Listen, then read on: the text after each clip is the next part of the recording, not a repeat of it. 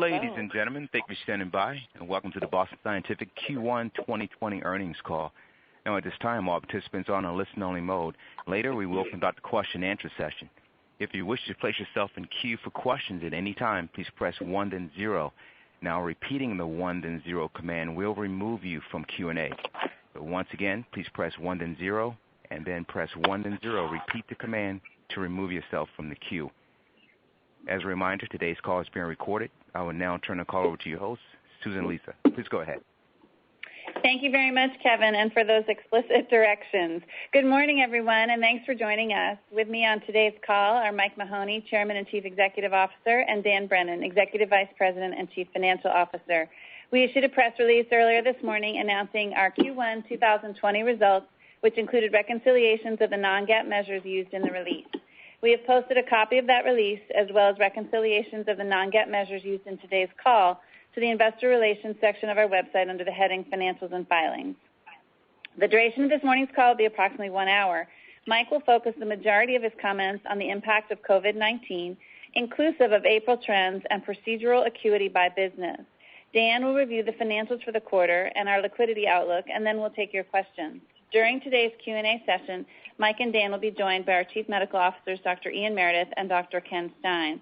Before we begin, I'd like to remind everyone that on the call, operational revenue excludes the impact of foreign currency fluctuation, and organic revenue further excludes the impact of certain acquisitions, including Vertiflex and BTG, in the relevant periods for which there are no prior period-related net sales, as well as the divestiture of the global embolic microspheres portfolio. On this call, all references to sales and revenue, unless otherwise specified, are organic.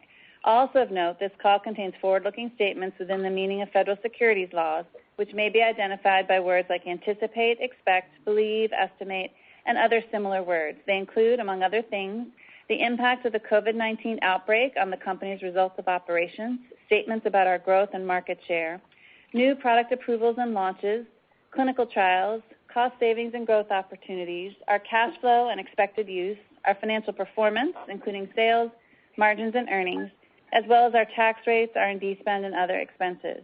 April trends refer to month-to-date results, and actual results may differ materially from those discussed in these and any forward-looking statements. Factors that may cause such differences include those described in the Risk Factors section of our most recent 10-K and subsequent 10-Qs filed with the SEC. These statements speak only as of today's date, and we disclaim any intention or obligation to update them. At this point, I'll turn it over to Mike for his comments. Thank you, Susie, and thank you to everyone for joining us today. I hope that you and your families are healthy and braving the COVID-19 pandemic as well as possible. I'm truly honored to be part of Boston Scientific as I see every day the resilience of our employees across the globe who are helping us to navigate the crisis and emerge stronger on the other side. We're humbled to be able to continue to serve our customers, patients, employees, and community needs in the COVID-19 pandemic. Our focus is to communicate with transparency and take actions consistent with our core values while keeping employees safe and informed, providing patient support to customers, and effectively managing our operations. We've expanded our capabilities in virtual physician education, remote clinical support, digital sales enablement, and training. We're also partnering with our customers to enable a fast recovery while also acting to reduce operational expenses and preserving our cash position. We have taken these immediate actions with the goal to preserve as many jobs and strategic programs as possible. We've also leveraged our capabilities to develop countermeasure technologies such as the Coventor personal respirator, which was developed and approved in just 4 weeks, as well as face shields and donations of personal protective equipment. I'll now provide some highlights on first quarter 20, and will focus most of my comments on the impact of COVID-19. While we're not providing specific revenue and EPS guidance at this point, we will offer insights into our segments, along with recent businesses and geographic sales trends, and highlight some 2020 launches. I'll then wrap up with some key sustainability updates as our teams continue their dedication to innovation and long-term commitments to the environment and our communities. For the first quarter of 2020, total company sales grew 3.2% on an operational basis, with the U.S. up 3%, EMEA up 1%, and Asia-Pac down 5% operationally. Total sales declined 2.9% on an organic basis, reflecting the impact from COVID-19 and in line with our April 2nd pre-announcement. Sales were tracking to expectations of both January and February before significant negative trends kicked in mid-March. These first quarter sales results were led by low single-digit growth in our Med-Surg segment, with Uro-Pelvic Health up 3, Endo up 2, and both our cardiovascular and rhythm and neuro segments declined organically. Within cardiovascular, interventional cardiology sales were down 3%, peripheral interventions was down 2%. Operationally, within PI, BTG interventional medicines contributed 390 basis points to total company growth, led by TheraSpheres, which grew mid-teens in the quarter. In rhythm and neuro, CRM sales declined 10%, EP dropped 5%, and neuromodulation declined 7%. Neuromod did grow 3% operationally with a 70 basis point contribution to company sales from Vertiflex. And specialty pharma sales of $41 million in the quarter was ahead of forecast and contributed 160 basis points to total company growth. Despite taking immediate actions to reduce costs, the lower overall sales levels led to a challenging P&L for the quarter, as adjusted operating margin fell to 21.6%, down 400 basis points year over year, and adjusted EPS of 28 cents, which is a 21% decline versus Q1 19. Now to turn to outlook for the rest of the year. As I mentioned, Q1 sales were tracking to expectations until mid-March, when we started to see significant declines in U.S. and European revenue as a result of procedure deferrals in those geographies across all of our businesses. Generally, those negative trends in the second half of March have continued in the first three weeks of April. We are currently planning for the most significant negative impact of COVID-19 in Q2, and within Q2, we expect April to be the toughest month, with global revenue for the month of April down approximately 45 to 50%. From a regional perspective, we see varying results based on the different phases of recovery. Through the first 3 weeks of April, regional sales results have trended down 15% in Asia-Pac, down 45% in Europe, Middle East, East Africa, and down 55% in the U.S. versus prior year. Importantly, we've seen a very recent slight improvement in April sales trends as some facilities, to varying degrees, have begun to reopen for elective procedures. We anticipate some sequential monthly improvement throughout Q2, but with net sales results still down significantly year over year for the second quarter. We also expect Q3 revenue will likely contract on a year-over-year basis, but improve from Q2 rates of decline. And then we aim to return to growth in Q4, but there are obviously still many uncertainties. Despite the procedure volume impact from COVID-19, the global pipeline across our businesses remain very strong, with several ongoing launches and recent approvals now poised for commercialization as soon as the broader environment improves. I'll also provide color on procedural urgency along with trends in April. We've framed our major product lines across a spectrum from emergent, which is measured in hours to days, to semi-emergent, which is measured in weeks, to elective, which is measured in months. And note that several product families cross over categories, and majority of conditions we treat have a relatively high level of acuity, including those that are elective, and thus generally can't be deferred for extended periods. In addition, when estimating the overall pace of recovery, site of service is an important consideration, and the recent guidelines for reopening from a range of physician societies enable elective outpatient procedures to restart before inpatient procedures. Site of service varies by business, but overall, based on 2018 Medicare claims data, our 2019 U.S. revenue split was approximately 1/3 inpatient and 2/3 outpatient. The 2/3 mix within the outpatient setting spans across hospital outpatient, physician office labs, and ambulatory surgery centers. Please refer to slide 12 of our investor relations website for supporting details to the commentary. For urology pelvic health, given the high mix of deferrable procedures, trends through the first 3 weeks of April were down roughly 60% versus prior year, with sales from our stone franchise and SpaceOAR products showing better resilience and more pressure in our prostate health, prosthetic urology, and pelvic core franchises. We believe UroPH may have one of the faster potential recovery curves, aided by a higher office ASC mix for our most elective procedures, as well as specific products playing a key role, such as the recent launch of the Tria stent in the U.S. and Europe. And LithoVue, which is our single-use ureteroscope, could benefit as the current environment supports the speed and utility of single-use scopes. SpaceOAR is also an important technology for the recovery as treatments for cancer patients will be prioritized, and hydrogel spacing is now included in NCCN guidelines. In BPH, Resume, which is an entirely office-based procedure, recently reported 5-year clinical data in which the surgical retreatment rate through 5 years was 4.4%. Importantly, this is unchanged from the published results of Resume's 4-year data, and it compares to a 13.6 retreatment rate for competitive MIS technology. Finally, given the multiple strategic priorities and investment opportunities within the broad Uro-PH portfolio, we're announcing today that we've reached a definitive agreement to divest our commercialized intrauterine health portfolio to Minerva Surgical. In addition, we've made a decision, at least for the near term, to stop funding additional clinical or R&D work for Cytuity. Cytuity is a potential platform for ovarian cancer diagnosis that we acquired from Envision in 2018. Unfortunately, while we recognize the strong need for improved ovarian cancer detection options, particularly for women who have a high risk, our view of the clinical evidence necessary to establish practical utility of the product, as well as the current reimbursement landscape, have extended the cost and time horizon to realize the commercial potential of Cytuity. Turning to endoscopy, April month-to-date trends are down 45% year over year, reflecting a higher mix of non-deferrable procedures within our med-surg business. ERCP procedures for the pancreas and bile ducts are deferrable. However, patients typically can't wait longer than 4 to 6 weeks for stone removal, tumor biopsies, and other related procedures. In single-use scopes, the Exalt D launch is progressing, albeit slowly, due to COVID-restricted hospital access and capacity.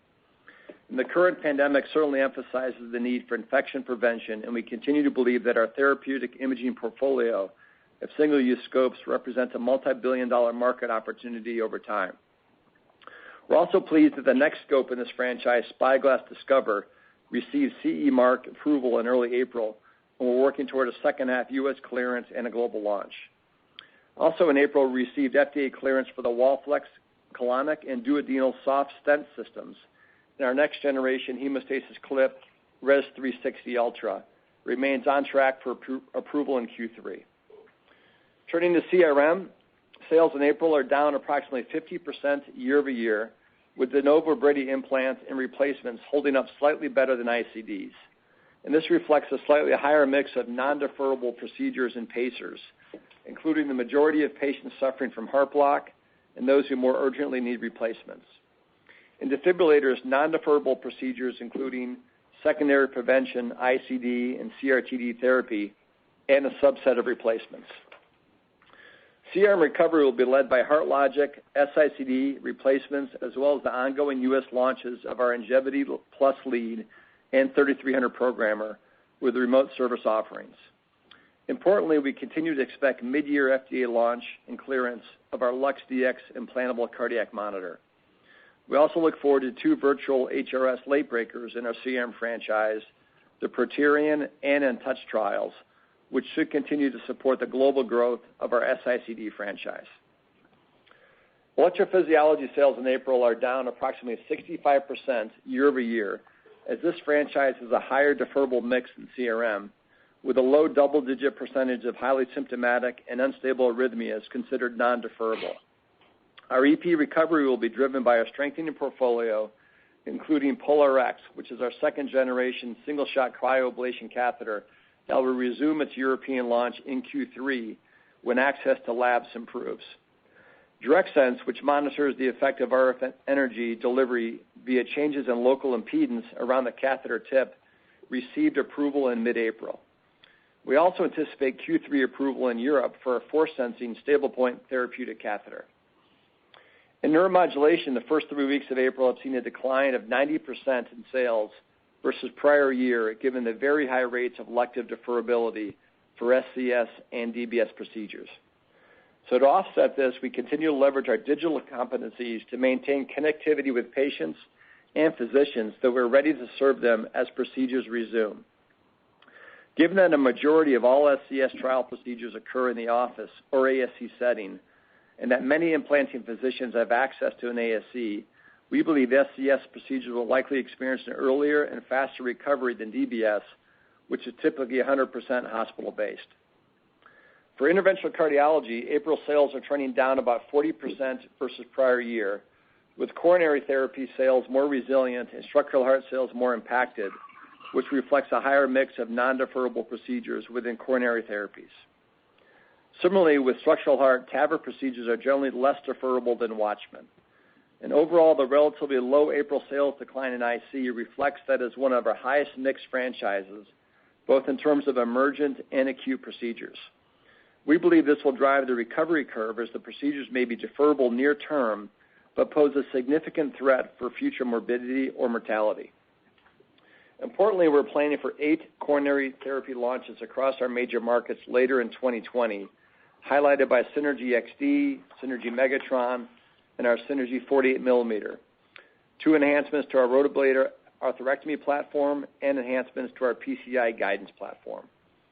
We're also very proud of the team that achieved our Accurate Neo2 CE mark approval earlier this month, and we plan to begin a limited market release in Europe as the healthcare systems resume a more regular cadence of TAVR procedures. Similarly, the ongoing launch of Lotus Edge in the U.S. and Japan has been challenged by COVID-19 restrictions that limit proctor travel and the delivery of training, but we do look forward to the recovery in procedure volumes. We also continue to plan for a second half 2020 U.S. launch of WATCHMAN FLX and await presentation of the Pinnacle FLX results in May as an HRS late-breaking clinical trial. And although WATCHMAN procedures are largely deferrable, patients seeking this therapy are eligible based on their need for an alternative to blood thinners. And physician operators we've surveyed are confident that postponed procedures will be rescheduled when facility capacity and or protocols allowed for increased elective procedures. Turning to peripheral interventions, April to date revenue is down approximately 30%, and the estimated mix of deferrable to non-deferrable procedures ranges by therapy category. Arterial, venous, and interventional oncology in order of highest to lowest mix of deferrable procedures. We have a strong cadence of product launches coming in this PI business.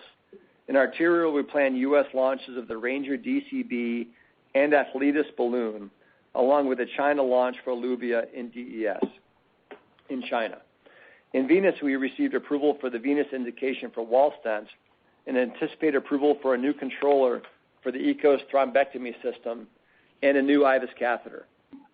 Also, the Vici Verto reverse deployable stent and the AngioJet Clock Hunter system all will be launched in 2020.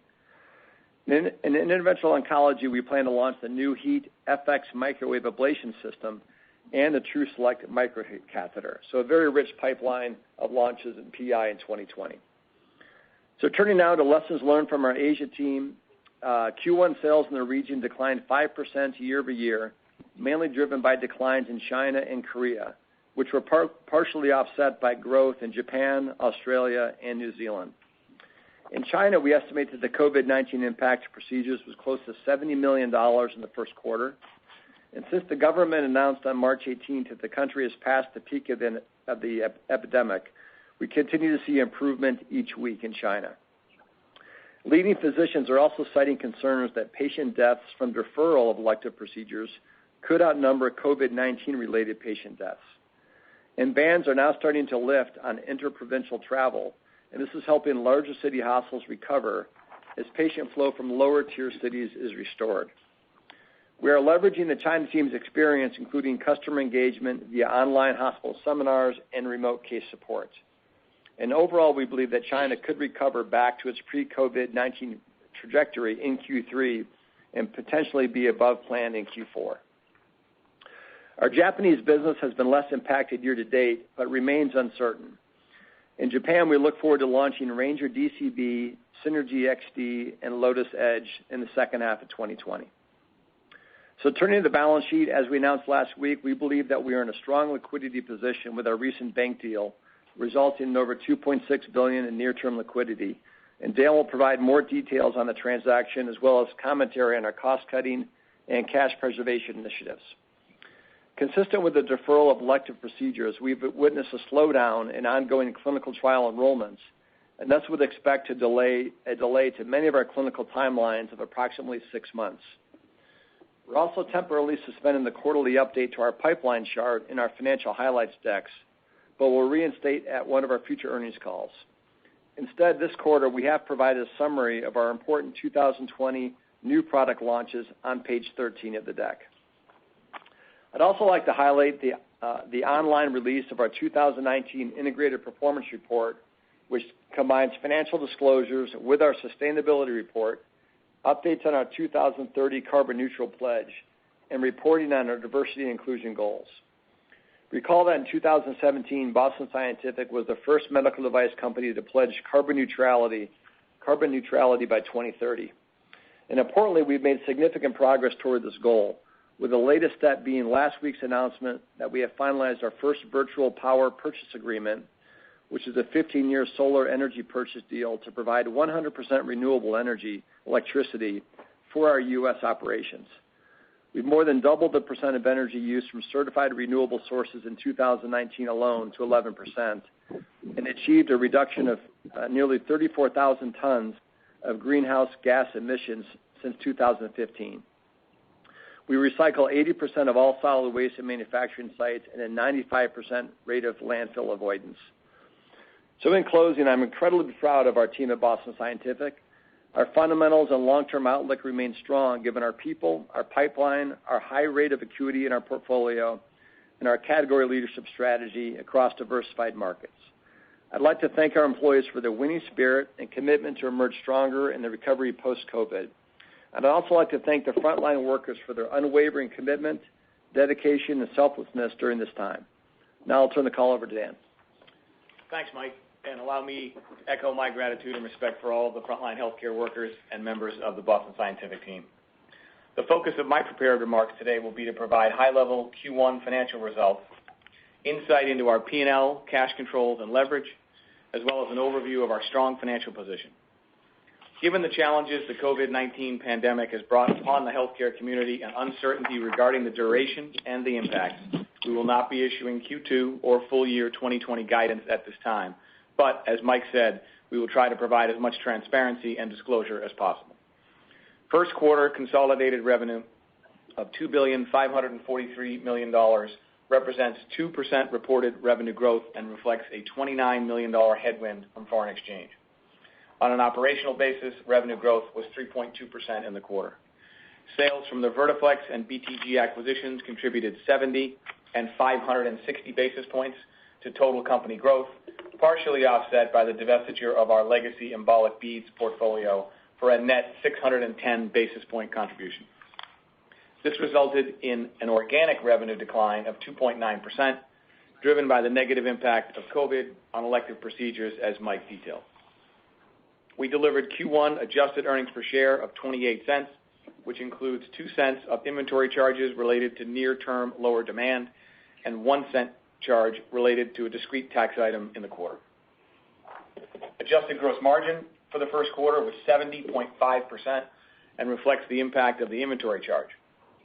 As we face top-line headwinds related to COVID, there are some opportunities to leverage cost of goods sold, but not as many as other lines of the P&L, which I will detail shortly.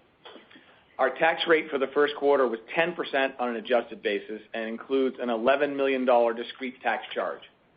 Our tax rate may have some variability for the remainder of this year, as COVID-related uncertainties and different regional and national recovery timelines could materially impact our geographic mix of profits and therefore the tax rate. Adjusted free cash flow for the quarter was $218 million. As of March 31st, 2020, we had cash on hand of $370 million, a purposeful increase of $150 million over the prior quarter. Given the uncertain environment, we intend to maintain approximately $300 million of cash on hand throughout the remainder of the year, roughly $100 million higher than recent historical trends. Turning to our P&L leverage and cost containment initiatives, at a high level in the short term, our spend is roughly 70% fixed, 30% variable. This is based on operating expense structure that's approximately 2/3 fixed, with cost of goods sold slightly higher than that. We're currently focused on cutting back approximately two-thirds of the targeted variable spend while preserving critical investment spend. As Mike mentioned, to offset the lower expected revenue, spend reductions are already in place, including cutbacks in travel, hiring, clinical programs, and certain longer payoff research and development projects. We've also shifted to a temporary 4-day work week for most salaried employees. Sales rep compensation has been evaluated with strategic flexibility, and named executive officer and board salaries have been reduced by 50%, while Mike is foregoing nearly his entire base salary for up to the next 6 months. In addition, we've temporarily closed some manufacturing sites in an effort to align our build plans to the current demand environment, thus reducing inventory on hand and freeing up working capital. We believe these proactive initiatives will enable us to weather the short-term storm while still being in a strong position to build momentum once the recovery begins. However, given the relatively high fixed cost nature of our business, we would expect a high decremental margin rate on lost revenue, including a sharp decline in adjusted operating margin in Q2 versus Q1, improving sequentially into Q3, and then Q4, where our goal is to return to revenue growth and ultimately more normalized margins, although certainly uncertain at this time. I can use the month of April using round numbers to illustrate the point. In general terms for April, pre-COVID, we would have expected to be north of 70% adjusted gross margin, with OPEX being SG&A, R&D, and royalties in the mid-40s as a percentage of sales, resulting in an adjusted operating margin in the mid-20% range. As Mike said, April revenue is down 45 to 50% versus April 2019, which implies roughly $500 million lower revenue versus our pre-COVID expectation of slightly less than $1 billion for the month. With lower production due to the lower demand, we're not fully absorbing the fixed overhead in the manufacturing plants. As a result, the overall adjusted gross margin rate will be negatively impacted by unfavorable production variances, which will hit the P&L instead of being capitalized within inventory on the balance sheet. Pre-COVID, we would have expected to spend approximately $450 million in OPEX, with $300 million being fixed and $150 million being variable. Given the lower sales, we've taken actions to reduce the variable spending by two-thirds, or roughly $100 million in the month. So you're left with $350 million of OPEX, which would be roughly 70% of April sales. When you combine this with an all-in gross margin that's likely to be below 70%, the net is that the month of April could actually see a negative operating margin. We've implemented the same level of spending actions for each of April, May, and June, so as revenue increases, as is planned in each of those months, as per our recovery scenario, the monthly margin should improve correspondingly. We're working hard to strike the right balance of short-term actions to reduce costs while preserving the development of the long-term portfolio and pipeline to enable us to capitalize as the recovery gains momentum. But there's no doubt short-term operating margins will be under pressure. Again, our expectation is for sequential improvement as revenue increases, resulting in more normalized margins by Q4. Our other key area of focus from a finance perspective has been available liquidity. As a reminder, our largest source of liquidity is our $2.75 billion revolving credit facility, which matures in 2023. We ended the first quarter with $1.36 billion borrowed against the revolver, mostly related to refinancing commercial paper earlier in the quarter due to market volatility. This left $1.39 billion of capacity, resulting in Q1 total available liquidity of $1.76 billion, including the $370 million cash on hand. As announced last week, we've successfully negotiated a $1.25 billion term loan and amendments to the maximum leverage covenants on our existing $1 billion term loan due 2021 and our revolver. The new term loan was used to pay down $850 million of borrowings from the revolver, as well as the $400 million remaining balance on the existing term loan due this December, thus increasing our available liquidity and clearing all 2020 maturities. As of this completed bank deal, we have $2.6 billion in available liquidity, with $2.3 billion capacity on the revolver and $300 million cash on hand. The revolver and our term loans, which comprise approximately 25% of our outstanding debt, are the only debt instruments subject to debt covenants. Another important aspect of last week's transaction was the amendment of these covenant calculations to use an average of 2018 and 2019 quarterly EBITDA, or approximately $670 million, regardless of reported EBITDA, for the remaining 3 quarters of 2020, as well as to increase the leverage ratio to 4.75 times for the remainder of 2020. The term loans will come due in February and April of 2021. For the revolver, which extends through 2023, this max leverage ratio will continue to step down by a quarter turn, 0.25 times, starting in Q1 2021, continuing each quarter thereafter until reaching 3.75 times in Q4 2021. The remaining 75% of our outstanding debt is comprised of public bonds, which are not subject to any financial covenants related to our operating performance. Our next bond maturity is not until 2022 and is $500 million. Therefore, thereafter, our bonds mature at various times over the next 29 years, and no year's bond debt maturities are expected to exceed more than 50% of available cash flow in any one year, with most significantly less than 50% of expected available cash flow. For note, 2027 has the highest maturity with approximately $1.01 billion due. We believe this represents a very prudent debt maturity profile. With no remaining debt maturities this year as a result of these transactions, we are prioritizing cash preservation and optimization activities. Beyond the cost containment and inventory initiatives previously discussed, we're also able to delay a material amount of capital expenditures without impacting current business performance. Of our original $450 million to $475 million in 2020 expected CapEx, we estimate a roughly 50-50 split between maintenance and investment, which we can delay given the temporary reduced need for capacity expansions. We have no plans to initiate a share repurchase or a dividend, and with respect to our mesh litigation, there is no change to our reserve, nor to our having settled over 95% of mesh-related claims. For those claims that have not yet settled, we will likely slow the pace of reaching new settlements with plaintiffs' attorneys, and thus now expect remaining payments into the qualified settlement fund of approximately $100 million to extend into 2021. Despite current unprecedented challenges, our team has worked diligently and effectively to pursue a prudent strategy to minimize risk and preserve our strong financial profile. We believe we are in a good position with our rating agencies and our lenders based upon frequent communication and our proactive risk mitigation plans, as well as our commitment to our investment-grade profile. We believe we are striking the right balance between the need for short-term reductions in spend and preservation of cash, with the ability to capture fully and emerge stronger for the recovery opportunity. Thank you for your time, and thank you again to our stakeholders, our employees, and the global finance team. Please check our investor relations website for Q1 2020 financial and operational highlights, which outlines more detailed Q1 results, our debt maturity and liquidity profile, and the schedules Mike referenced for procedure acuity. With that, I will turn it back to Susie, who will moderate the Q&A.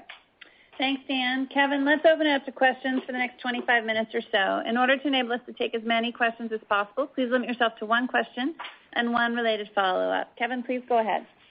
Thank you. If you wish to ask a question, please press 1 then 0 on your telephone keypad. You may withdraw your question at any time by repeating the 1-0 command. If you're on a speakerphone, please pick up your handset before pressing the numbers. We will go to the first question. That question is from the line of David Lewis of Morgan Stanley. Please go ahead. Good morning, and thanks for taking the questions. Mike, I'll just have a couple here on recovery. So thanks for all the detail this morning. Very much appreciated by us and investors. So it's pretty clear, based on your internal budgeting, you're forecasting growth in the fourth quarter. I wonder, Mike, can you share with us when you're thinking about, from a budgeting perspective, about, quote, normalcy? Can that occur in the first quarter of 21, the first half of 21? And some companies have discussed this notion of recapturing procedures or running higher than normal, either in the fourth quarter or next year.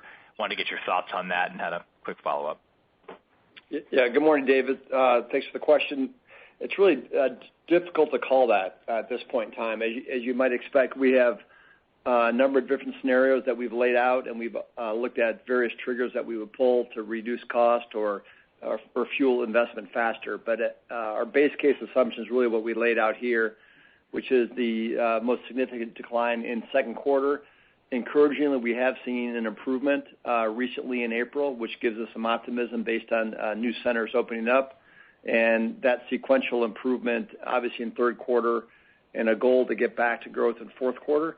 But at this stage, I think it's probably premature to estimate whether there'll be a kind of a surge, beyond that. So we'll keep you posted, but it's difficult for us at this point to project kind of the starting point for 2021. Okay, and just a kind of related follow-up, Mike, just as you think about pipeline procedures, coming out of COVID, as hospitals resume procedures, when I think about, key drivers this year like Cryo, XUS, Exalt, or even Lotus that was still sort of in a phased rollout, what do you sort of assume in terms of how hospitals or physicians approach sort of new procedures? Do they focus on core procedures first, and how do you think that new procedures will be prioritized by physicians and the sales team as we come out of COVID? Thanks so much. Sure. So we spent quite a bit of time trying to create this chart for you in the investor website on emergent, semi-emergent, and elective. And clearly, you're seeing the results in April. Many of our businesses have more highly emergent procedures, particularly in PI, particularly in interventional oncology, and many in interventional cardiology, as well as some in endo. So I think, those emergent that we've laid out in this chart will occur most quickly. And then the semi-emergent and elective categories will likely trail those. But I think importantly that we laid out in our chart, 2/3 of our business is done in an outpatient setting, whether it be a outpatient center, OBL, or surgery center. So that 2/3 is helpful for us because we believe those procedures will come back more quickly. So thankfully, we have our portfolio that's more heavily weighted towards outpatient. And also, many of our procedures are also, which is helpful, nicely profitable for hospitals. You've seen significant improvement in reimbursement with the procedures like Watchman and others. So I think the focus will really be on these emergent procedures and then followed by the semi-urgent or elective, but we're helped by the mix of the outpatient facility mix that we have. Okay, next we have Bob Hopkins of Bank of America. Please go ahead. Oh, thank you, and good morning, and thank you for taking the questions. Two sort of big picture questions. First one is on your comments on cost cutting. And I realize we haven't heard from the whole medical device universe in the first quarter, but it does seem like the actions that you're taking are perhaps a little more aggressive on the cost cutting front than some of your peers. And I guess that could create at least some concern that it might, for the next, 6 to 12 months, set you back a little bit competitively versus those that are willing to just spend right through it. And so, Mike or Dan, I was wondering if you could just kind of maybe address that concern and talk a little bit more about, exactly where the cuts are and where they are not. Yeah, absolutely. Yeah, we're not concerned at all about the cost cutting and its ability to impact our competitiveness. We actually think it's smart. They're rational cuts, and our employees support it. So we have reduced down some of the inventory builds because we don't want to stack up too much inventory, which makes sense from a cash flow perspective, but we're very mindful of the need for surge capacity, so we ensure that we have ample supply, which we're very comfortable with based on the tracking that we do and the agility of our operations team. So we're doing this with a mindset that we're going to have a stronger recovery as the months move on here in second quarter and third quarter, and we're highly confident we'll have ample supply, which is the most important one.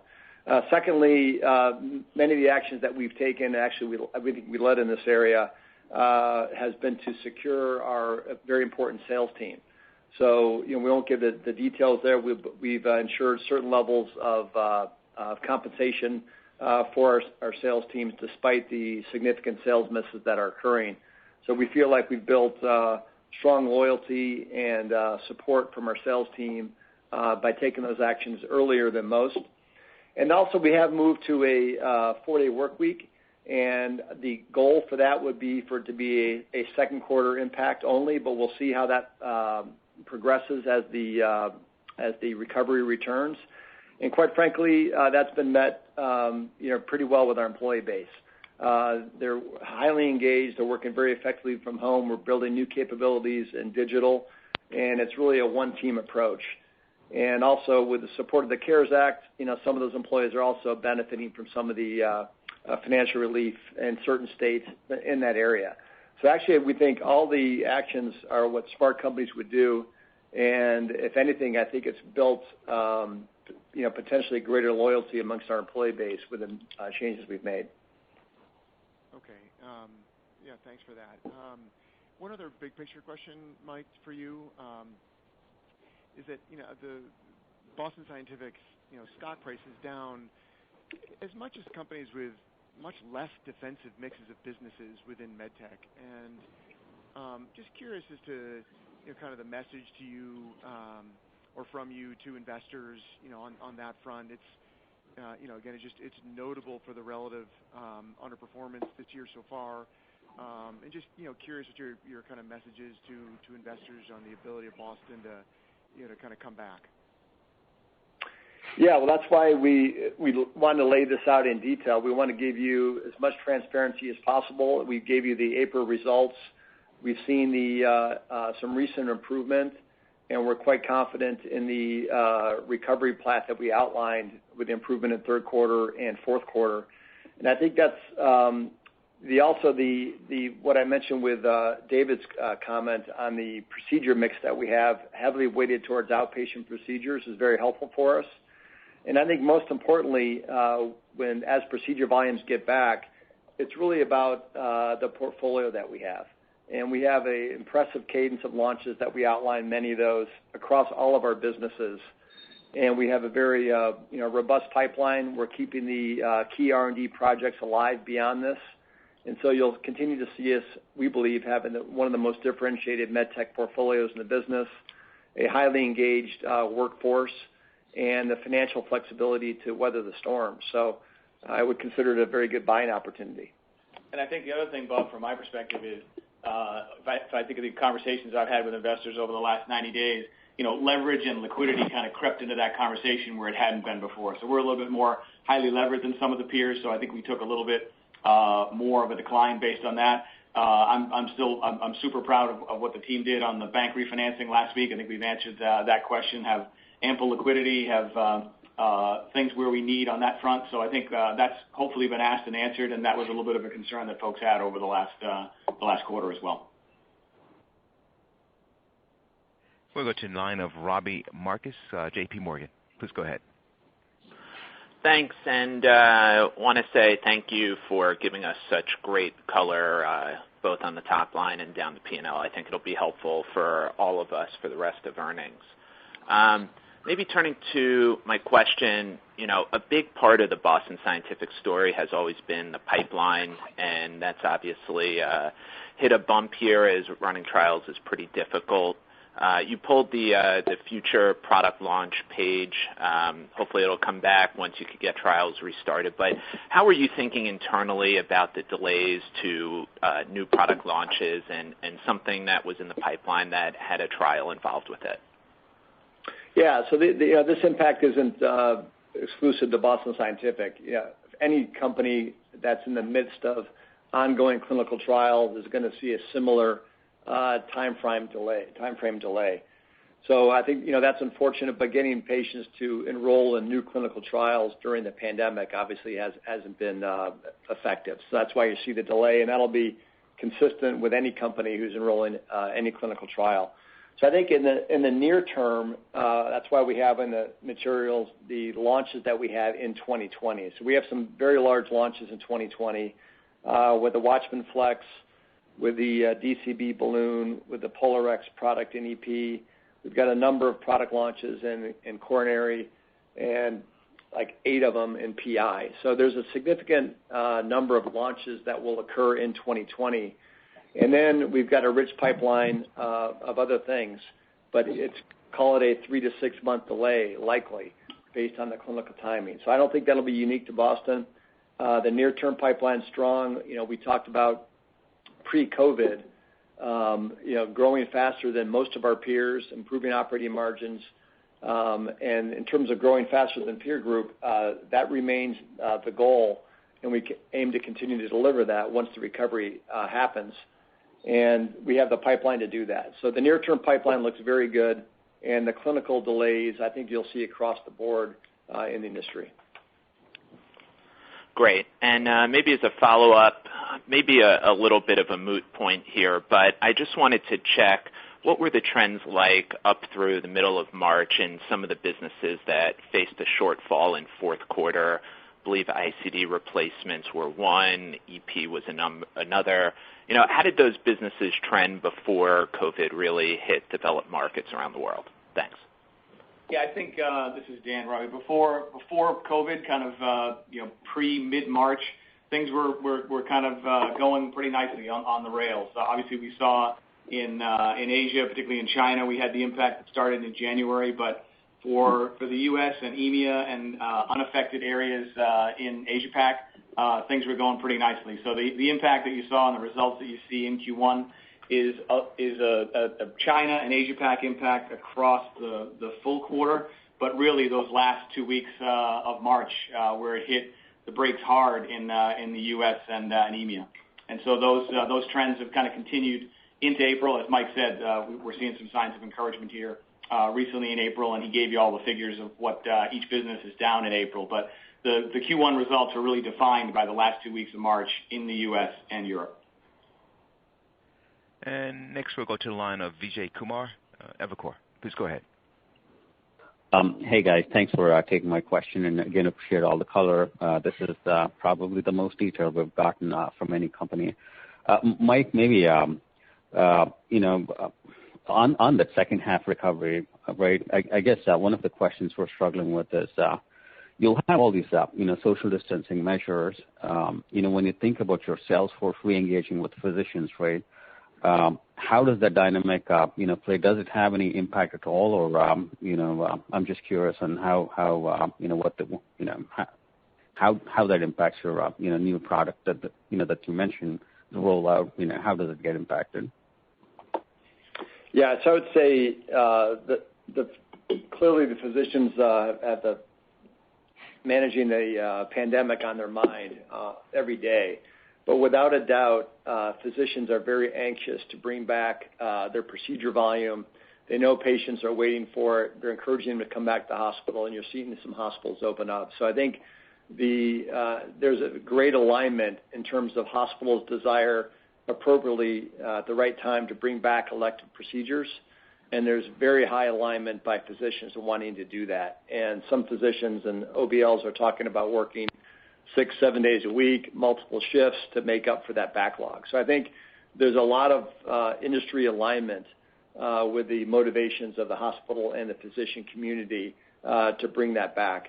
In terms of our sales reps, we've had excellent retention, obviously, during this period. They want to support their inherent natures to support their customers, and they do it in a safe way. We give them, obviously, the proper PPE. The local testing will really be a local event in terms of the requirements that our sales reps will go through to work with their physicians in terms of what testing protocols. I think that'll vary by city, by state, likely. And we obviously have our own internal programs. But I don't see the social distancing as a deterrent in terms of our sales reps' collaboration. We'll go through the right testing protocols. We'll have PPE. And importantly, our ability to work for those who need more remote support. We have excellent capabilities here across CRM, Neuromod, PI, across our businesses to support our sales reps remotely with remote proctoring, remote training, remote support, remote device checks. So we have excellent capabilities there, but I don't think the social distancing will be a big impact on the recovery. That's helpful. And then one follow-up maybe on pricing environment in a post-COVID world, maybe general some comments on, as you see your customers being under pressure, does it change behavior and maybe thoughts on how the industry is set up to respond to it? Thank you. Yeah, I think, we'll do everything we can to support, our customers like we always do with clinical support, with excellent product supply and great innovation. Many of our procedures, help support hospitals financially based on the reimbursement that they receive, based on the clinical value. And, pricing is always a topic in med device since I've been in the industry forever, and we'll continue to manage that with our VIP cost improvements and bringing new innovation and partnering in many ways with customers beyond just price. We'll go to the next line of Joanne Wuensch of Citibank. Please go ahead. Good morning, and thank you very much for all the information you provided. I have two questions. I'll put them right up front. I'm curious how you're doing with some of the integration of the acquisitions you've made over the last 18 months, particularly BTG, in this current environment, and what you're really seeing there. And then my second question is, I'm looking generally in life right now for silver linings. So during this period of time, what are you learning either about your business or your employees that help you on the other side? Maybe it's telemedicine, maybe it's expenses, maybe it's something else. Thank you. Sure. On the integration front, the largest one, BTG, has performed extremely well during the pandemic. So, if you want to build a pandemic portfolio, you want to have TheraSphere. So TheraSphere is doing extremely well. Grew, I think, mid-teens in the quarter, taking share, and is really not a procedure that can be deferred. So the interventional oncology business broadly is doing well, really driven by TheraSphere. So I'd say on the sales piece of it, and they also saw Spec Pharma do quite well. So from a sales standpoint, the BTG portfolio has been more robust than legacy BSC, which is great news. And the integration, we got ahead of that pre-pandemic. So we're very much on track with the cost synergies commitment that we've made, which is this summer. And most of that work had already been done and implemented pre-COVID pandemic. There's a few facility closures that we're working through that may be temporarily delayed, but overall I would say the cost synergies are on track, if not ahead of track, and the integration of the commercial teams is really kind of taken place. I think that's all systems go, and then we'll launch on other deals. Vertiflex performed quite well pre-COVID. In terms of capabilities, it's been a really interesting time and very proud of what we've seen. I would say the people are frustrated because they want to get out and see customers, and I think most people in this industry don't love social distancing, but we've learned a lot from it. I would say our global capabilities have accelerated. Many of our digital capabilities that maybe were isolated in certain regions or certain businesses have really accelerated in terms of global implementation. So this period where people are working from home really has put a greater emphasis on our digital capabilities internally, our remote training capabilities with physicians, remote training internally, and we're seeing an acceleration of those capabilities over the past 60 days, which quite frankly wouldn't have happened at near that speed in a normal environment. I don't know, Dan, anything else? No, selfishly, I'd point to finance. If you had said 2 months ago that we could close the books globally, conduct an earnings call, file our 10Q, and refinance our bank deal all virtually, I think you would have had some doubters. And the team did that, and we've learned a lot of new capabilities that will serve us well for years to come. So it's also important to note that our R&D teams are still working, and so they're working from home. They're working from we have engineers all over the world. So many of our key R&D programs are still in flight. You're still seeing the FDA has been very responsive, I would say, during this period. So our regulatory teams are still working on filings for product approvals. You saw a bunch of new approvals just in April. And we will begin opening facilities in Minnesota in May, as well ideally in Mass, and likely in mid-May. And we'll be prioritizing anything that touches product development, quality, and new product development in terms of our opening sequences. So we'll prioritize those that can work from home efficiently will continue to work from home, but those that are involved with product releases or new product development will come back to work in a safe way.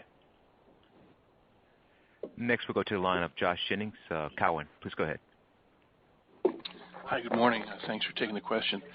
I wanted to just ask about Japan. I apologize if I missed this in the prepared remarks, but you had a nice download in terms of what you experienced in China in January, February, March, and now April. Are you able to do the same thing with Japan? Just there's been some concerns in April about the state of emergency and potential second wave there. Yeah, so in the first quarter, Japan business is quite strong. It actually had some positive growth in Japan.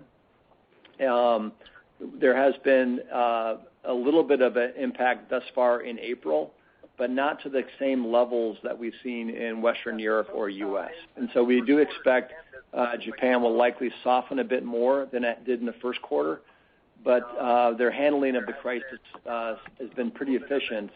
And in terms of our business, we do expect some softening based on what you just indicated.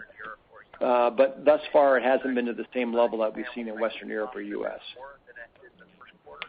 Great. And then just to follow up, just with the recovery in the fourth quarter, those expectations, are you baking in any assumptions around a potential seasonal second wave? Is that excluded from those expectations, or are you assuming that healthcare delivery systems will be able to handle a second wave much more effectively and elective procedures will be able to continue at a higher clip than what we've seen in this first go-around? Thanks again. Yeah, so we won't go through our 8 scenarios we have, for the remainder of the year, which I think is important to have for any company, and actions we would take depending on those scenarios, either positive upside or potentially softening. And so the base case that we believe is what we outlined. If there was an issue where there's additional second waves, they likely potentially could be a little bit smaller impact based on the readiness that our facilities have and hospitals have. And we also would have the cost levers to pull in case that we see that. So we don't discount that additional waves may happen. We don't think it would be near to the same impact that we saw, the second half of March or April. But we continue to look at countermeasures we put in place in those cases. And our final question will be from the line of Jason Bedford, Raymond James. Please go ahead. Good morning. Thanks for taking the questions. Just a couple product line questions. It looks like you're losing a bit of share in CRM, and I realize there's a lot of noise out there, but can you talk to this dynamic and specifically comment on SICD trends? Yeah, we talked about this a little early in the year. We don't believe that we're losing share in CRM, we're likely holding share. We have lost a little bit of share in pacemakers. We just launched a new lead in pacemakers, which will help in that business, and we have easier comps, although the comps are kind of all messed up now. So I would say, in pacemaker business, we have lost a little bit of share. In ICD, we believe that we've continued to hold share. The prior years, we gained share a number of years in a row in ICD and CRTD, but we believe we're maintaining share. And we have a couple new launches besides the HeartLogic, which I think will really benefit, and the capabilities of HeartLogic will show through in the pandemic, the ability to manage the patient remotely and get a view of their heart failure diagnostics proactively is a beneficial feature to have during a pandemic. So I think those benefits will be seen, as well as the longevity benefits. SICD continues to do well, and we have 2 important trials that will read out at HRS for SICD. So we're comfortable with our CRM market share broadly. Okay, that's helpful. And then maybe, Dan, can you just comment on the impact of selling the intrauterine health franchise? How big is that? It's about $35 million in annual sales, so pretty immaterial to the overall enterprise. Thank you. All right, great. With that, we'd like to conclude the call. Thanks for joining us today. We appreciate your interest in Boston Scientific and hope that you all can stay safe and healthy. And again, thanks to the frontline workers. Before you disconnect, Kevin will give you all the pertinent details for the replay. Thank you. And this replay will be available, and that's starting today at 10:30 a.m. Eastern Daylight Time, and will run through May 13th, midnight. You may dial the AT&T system by dialing 1-866-207-1041 and entering the code of 454-3494. International callers may dial 402-970-0847 with the access code 454-3494. And that does conclude your conference. We do thank you for joining. You may now disconnect.